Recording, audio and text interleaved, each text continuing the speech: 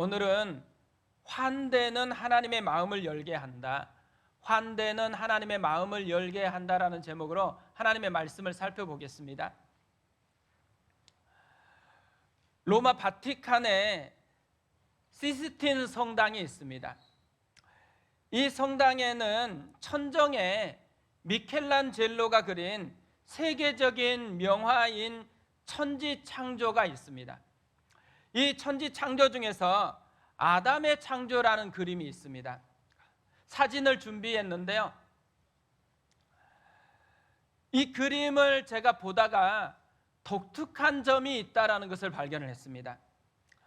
손 모양입니다. 사람의 손 모양과 하나님의 손 모양이 조금 다르다라는 거죠. 사람의 손은 완전히 펼쳐지지 않았습니다. 좀 소극적인 거죠. 힘이 느껴지지도 않고 성의가 별로 느껴지지 않습니다. 반면에 하나님의 손은 완전히 펼쳐져 있으면서 손가락까지 쭉 뻗어 있습니다. 그러니까 적극적인 모습이 있는 거죠. 닿고 싶은 열정이 담겨 있는 그런 손 모양입니다. 그런 모습으로 이 그림 전체를 보니까요, 대비가 되는 거예요. 사람의 모습하고 하나님의 모습이. 그러니까 사람은 소극적이에요. 하나님은 적극적으로 만나려고 애쓰고 있다라는 것을 이 그림이 보여주고 있는 것이죠. 저는 이 모습을 보면서 요한일서 4장 10절 말씀이 생각이 났습니다. 사랑은 여기 있으니 우리가 하나님을 사랑한 것이 아니요 하나님이 우리를 사랑하사 우리 죄를 속하기 위하여 화목 제물로 그 아들을 보내셨음이라. 사랑하는 자들아, 하나님이 이같이 우리를 사랑하셨은즉 우리도 서로 사랑하는 것이 마땅하도다. 저는 저 그림 또 이 말씀을 보면서 미켈란젤로가 이 말씀의 은혜를 깨달았다라는 생각이 들었습니다. 그래서 나중에 미켈란젤로를 만난다 그러면 물어보고 싶은 거예요.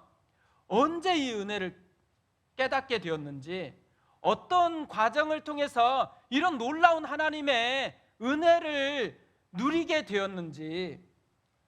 그러면서요, 우리도 미켈란젤로처럼 그런 은혜를 누렸으면 좋겠다고 생각을 했습니다. 하나님의 열심, 하나님의 사랑이 우리 가운데 얼마나 열정적으로 다가오는지를 우리도 알고 누렸으면 참 좋겠다라는 그런 생각이 들었습니다. 오늘 말씀은요, 놀라운 말씀으로 시작을 해요. 1절에 이렇게 되어 있습니다. 여호와께서 마므레의 상수리 나무들이 있는 곳에서 아브라함에게 나타나시니라. 날이 뜨거울 때에 그가 장막문에 앉아 있다가 여호와께서 아브라함에게 나타나셨습니다. 하나님께서 먼저 찾아오셨다라는 거죠. 지난주까지 살펴본 이 아브라함의 모습을 보면요, 항상 하나님은 먼저 찾아오셨습니다. 갈대아 우르에 있었을 때 하나님이 찾아와서 말씀을 하셨습니다. 하란에 있었을 때 하나님이 먼저 찾아와서 말씀을 하셨습니다. 아브라함이 두려워 떨고 있을 때 하나님께서 환상 중에 찾아오셔서 말씀하셨습니다. 그리고 99세 때에 하나님께서 또 찾아와서 말씀을 하셨습니다. 오늘 또 그것을 우리에게 보여주고 있습니다. 다시 하나님께서 먼저 찾아오셨습니다. 아브라함만 그런 것은 아닙니다. 하나님은 처음부터 먼저 찾아와서 말씀하시는 분이셨습니다. 항상 먼저 그랬다라는 거죠. 아담을 창조한 후에 하나님께서는 찾아와서 말씀하셨습니다. 아담이 죄를 범했을 때도 하나님은 먼저 찾아오셔서 말씀하셨죠.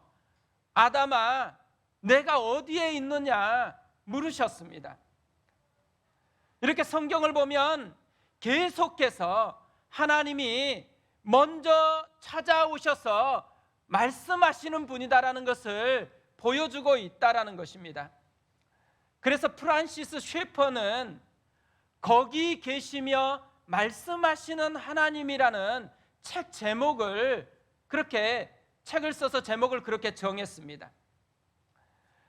당시 책을 썼을 때는요, 인간의 이성으로 모든 것을 할 수 있다라는 생각이 팽배했습니다. 그래서 더 이상 하나님은 필요가 없어졌다라는 거예요. 하나님이 필요 없어졌을 뿐만 아니라 하나님이 없다라는 생각을 하고 있었던 그 시대에 외쳤던 메시지를 담고 있습니다.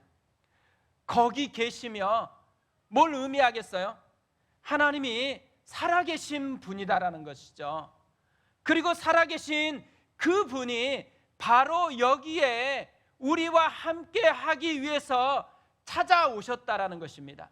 찾아오셔서 우리에게 말씀하시는 분이시다라는 것을 선포하고 있는 것이죠.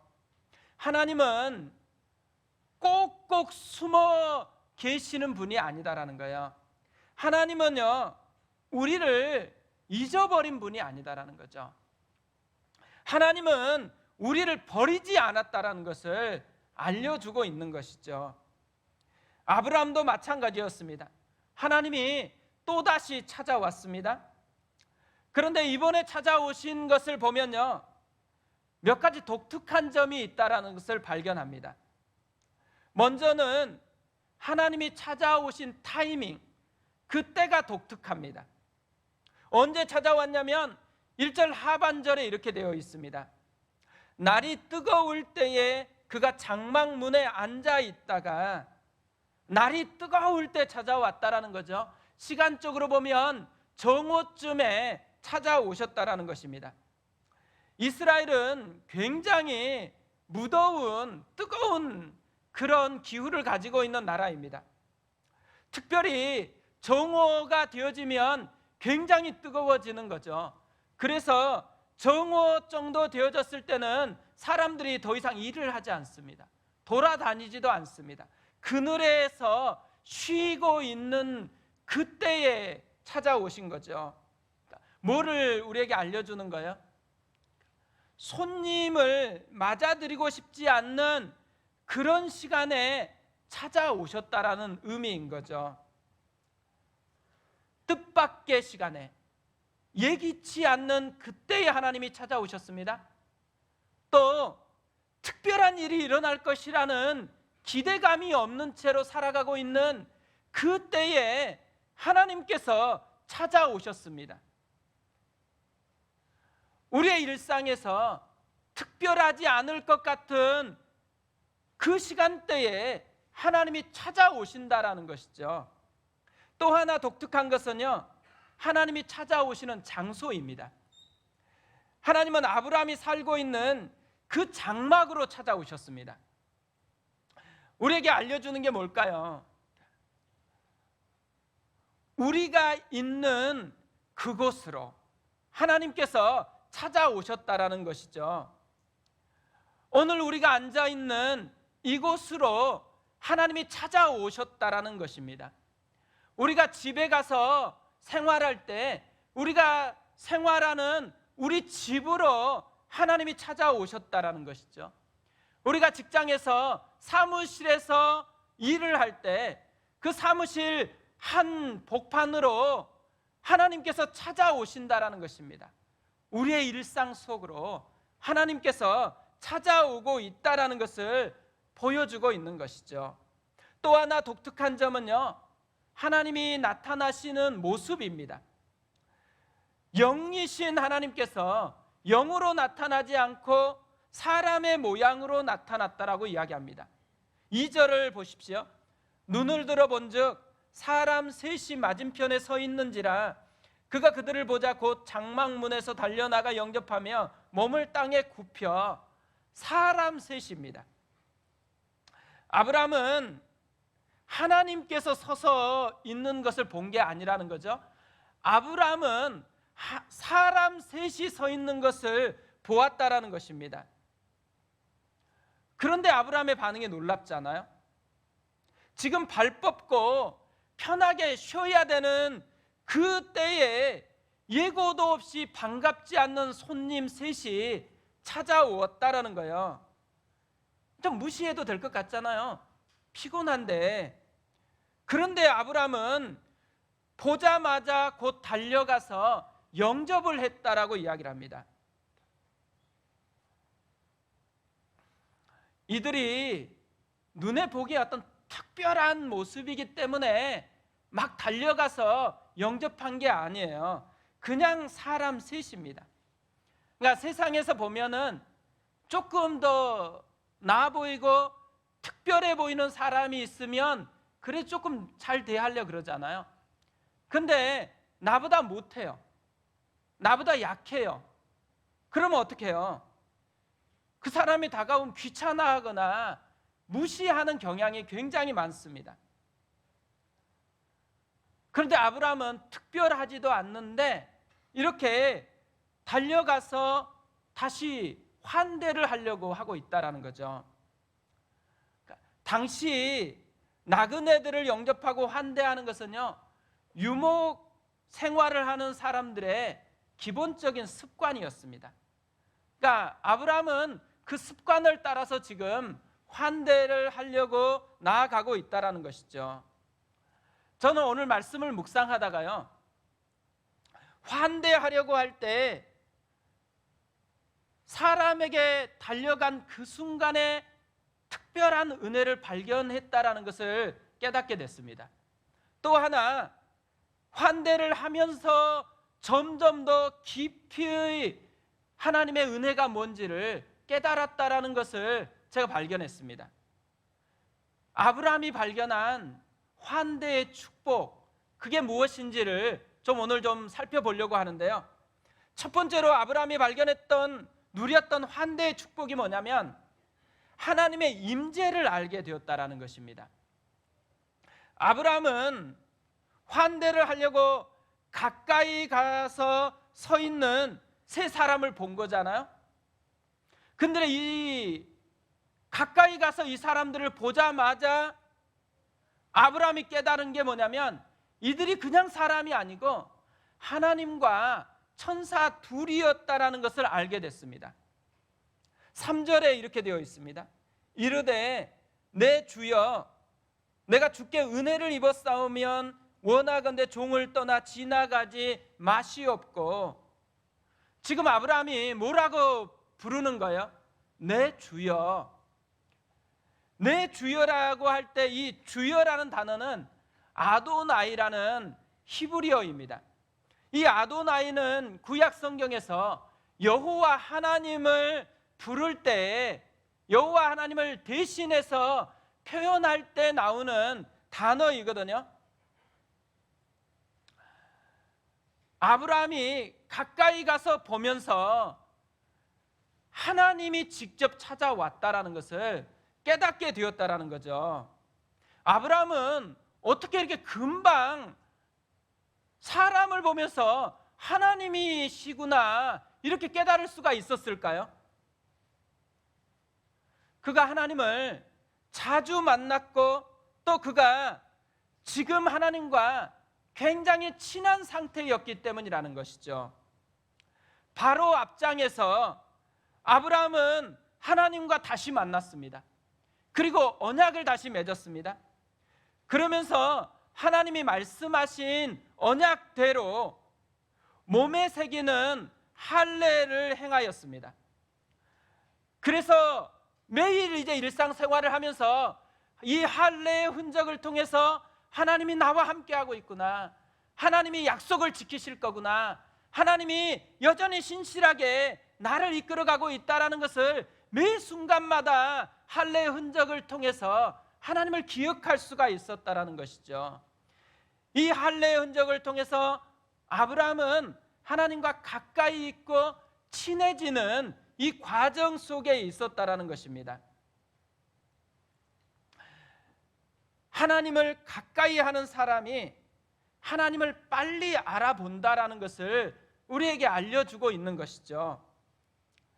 그래서 야고보 사도도요, 야고보서 4장 8절에서 이렇게 말씀합니다. 하나님을 가까이 하라. 그리하면 너희를 가까이 하시리라. 하나님을 가까이 하면 할수록 우리가 하나님의 임재를 더 풍성하게 누릴 수 있다라는 거죠.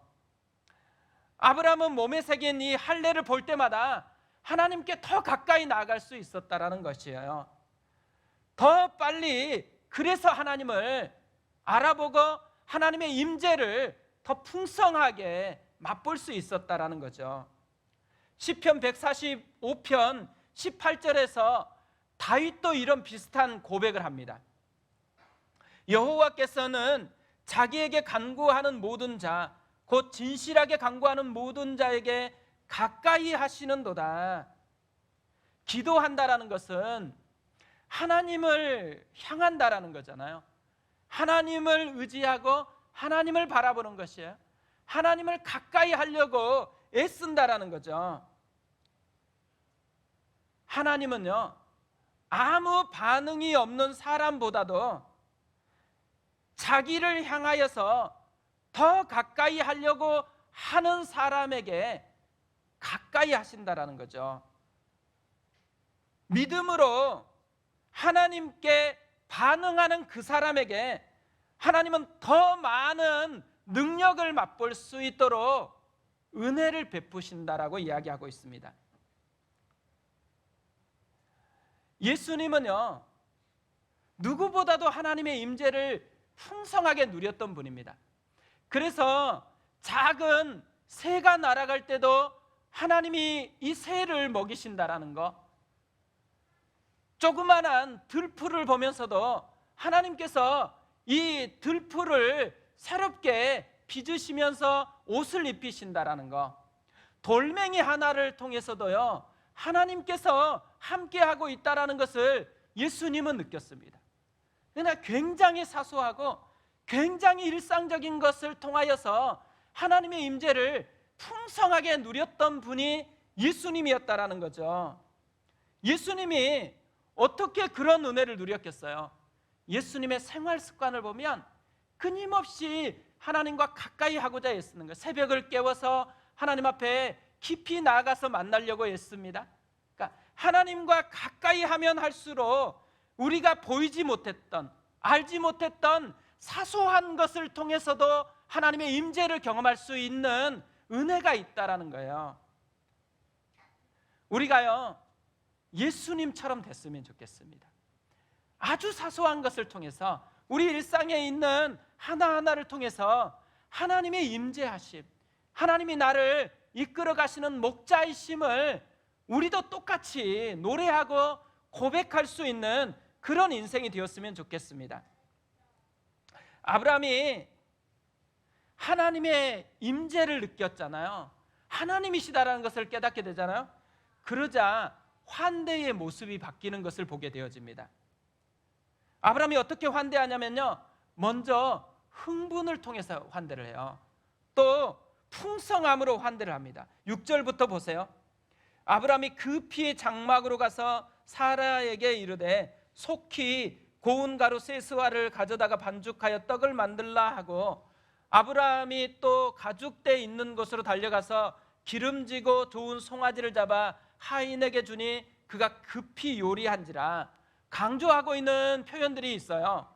급히, 속히, 달려가서, 급히. 뭘 보여주고 있는 거예요? 흥분되었다라는 거죠. 하나님을 발견한 이 흥분이 아브라함을 끌고 가고 있어요. 또 하나요, 양을 보세요. 3명 지금 먹이려고 하잖아요. 그런데 고운 가루 3스와라고 얘기해요. 요즘 같으면요 밀가루 20kg입니다. 그 엄청난 양이잖아요.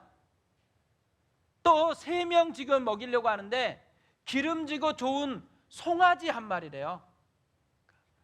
엄청난 양으로 지금 풍성하게 환대해요. 그뿐만 아니라 고운 가루, 기름지고 좋은 송아지, 질적으로도 풍성하게 환대하고 있는 것을 보여주죠. 또 하나 아브라함의 환대는요 정성이 담겨 있고 최상의 마음이 담겨 있는 환대였습니다. 8절에 이렇게 되어 있습니다. 아브라함이 엉긴 젖과 우유와 하인이 요리한 송아지를 가져다가 그들 앞에 차려놓고 나무 아래 모셔 섬에 그들이 먹으니라. 그러니까 정성껏 준비한 최상의 요리를 내놓았어요. 그리고 한 가지를 더해요. 아브라함이 모셔섰다 그래요. 뭘 얘기하는 거예요? 옆에서 서빙을 하고 있다라는 것이죠. 최상의 마음을 담아서 환대를 하고 있다라는 거죠. 예배는 우리가 하나님 앞에 서는 시간이거든요.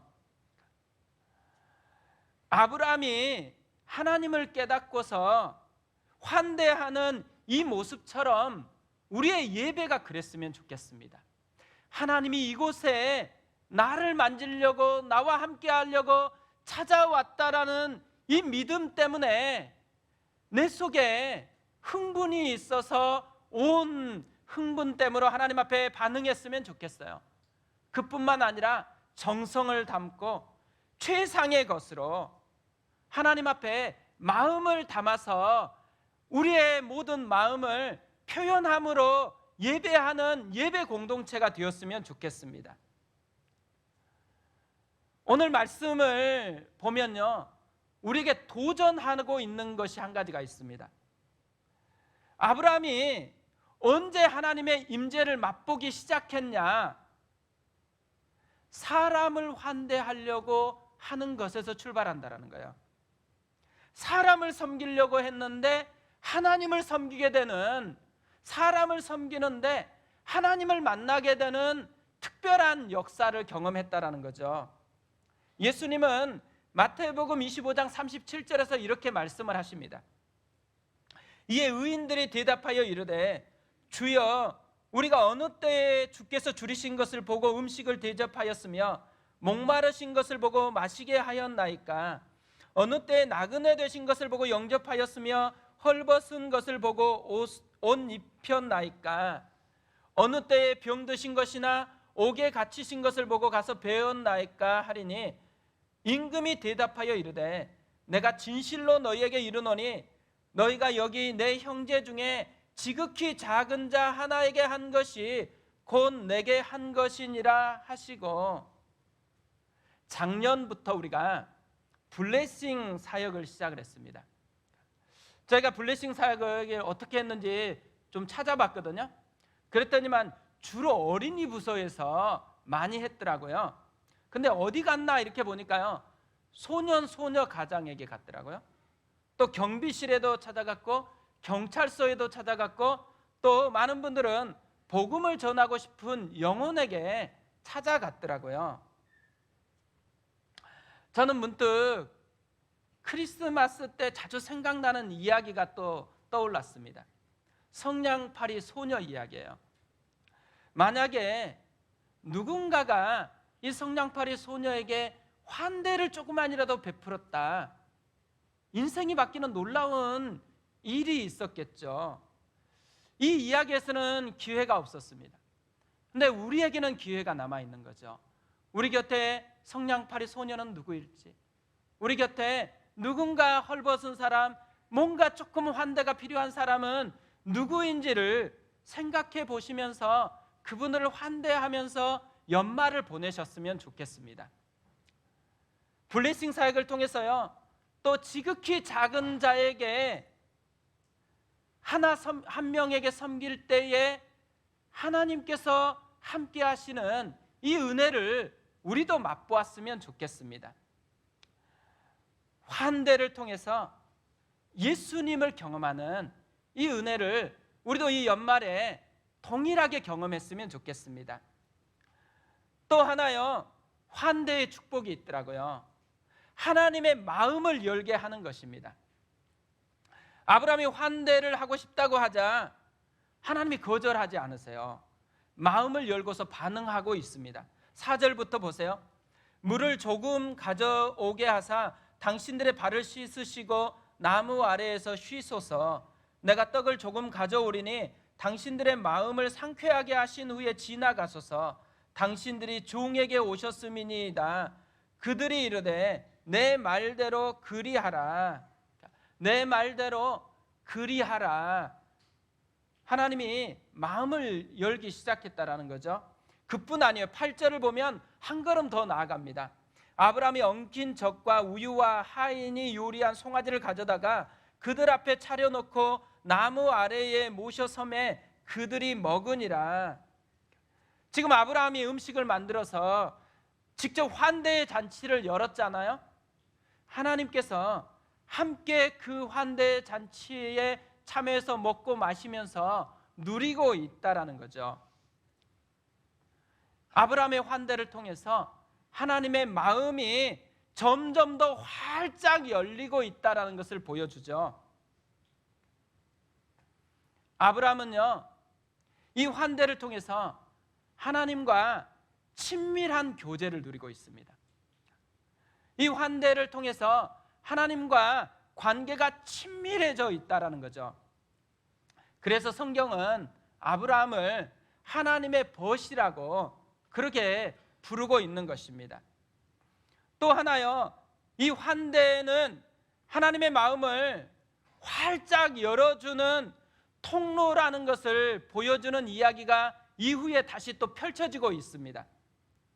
환대 후에 무슨 일이 일어나느냐? 두 가지 일이 일어나요. 다음 주부터 살펴볼 텐데요, 하나님께서 사라에게 이삭이 태어날 것이라고 이야기합니다. 또 하나, 하나님께서 소돔과 고모라의 소식을 아브라함에게 알려주고 있어요. 뭘 얘기하는 걸까요? 환대 후에 하나님께서 자신의 깊은 마음을 보여주고 있다라는 거죠. 하나님의 꿈을 지금 아브라함에게 보여주고 있다라는 거예요. 그래서 지금 하나님은 하나님과 함께 꿈꾸는 사람으로 아브라함을 빚어내고 있다라는 것을 알려주고 있는 것이죠. 오늘 우리에게요, 이 은혜가 있었으면 좋겠습니다. 우리가 하나님을 향해서 마음을 활짝 열었더니만 하나님도 우리에게 마음을 활짝 열고 하나님의 더 깊은 마음, 더 깊은 꿈을 우리에게 부어주시면서 우리를 꿈꾸는 사람으로 바꿔주시는 이 은혜가 우리가 맛보는 은혜가 되었으면 좋겠습니다. 근데 하나님께서요, 그냥 이렇게 막 다 줘버리면 안 될까요? 하나님은 왜 환대를 받은 후에 이렇게 지금 아브라함에게 이야기를 하고 아브라함에게 훨씬 더 많은 환대의 선물을 나누어 주고 있을까요? 이유를 우리가 자세히 알 수는 없지만요, 아브라함에게 이것이 필요하고 더 유익하기 때문이라는 것이죠. 하나님은 사실 이렇게 하실 때가 굉장히 많다라는 것을 우리가 성경에서 발견합니다. 대표적인 것이 있다면 소경 거지 바디메오가 예수님을 만난 이야기예요. 소경 거지 바디메오가 구걸하고 있는데 허다한 무리들의 발자국 소리가 들렸어요. 그리고 나사렛 예수라는 이 소리를 듣게 됐습니다. 그때부터 소리를 지르면서 다윗의 자손 예수여 나를 불쌍히 여기소서 외쳤습니다. 그런데요, 예수님이 그냥 지나가 버리는 거예요. 이 정도 기도했으면 멈출 줄 알았는데 예수님이 그냥 지나갔습니다. 주변에 있는 사람들은 시끄럽다고 조용하라고 또 구박까지 하고 있는 상황이에요. 소경 거지 바디메오가 이때 어떻게 해요? 멈출 것이냐 더 할 것이냐더라. 근데 소경 거지 바디메오는 이때 더욱 소리 질러서 외치기 시작했습니다. 그런데 그때 비로소 예수님께서 발걸음을 멈추셨어요.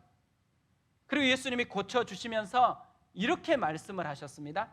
마가복음 10장 52절인데요 예수께서 이르시되 가라 내 믿음이 너를 구원하였느니라 하시니 그가 곧 보게 되어 예수를 길에서 따르니라.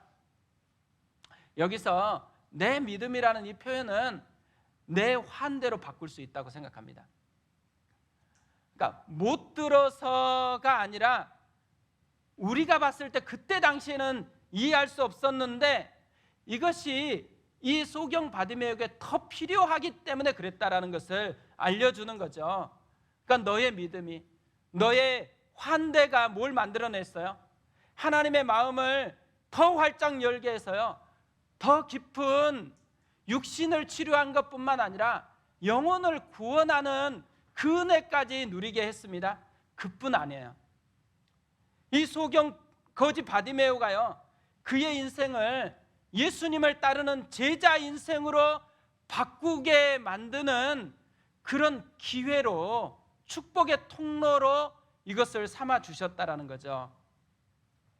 환대는요, 더 깊은 하나님의 은혜를 만나게 되는 축복의 통로라는 것을 우리에게 보여주고 있는 것이죠. 역대하 16장 9절에서도 이렇게 말씀을 합니다. 여호와의 눈은 온 땅을 두루 감찰하사 전심으로 자기에게 향하는 자들을 위하여 능력을 베푸시나니, 전심으로 자기에게 향하는 사람, 전심으로 환대하는 자에게 더 큰 능력을 베푸시는 분이 우리 하나님이시다라는 것을 이야기하고 있습니다.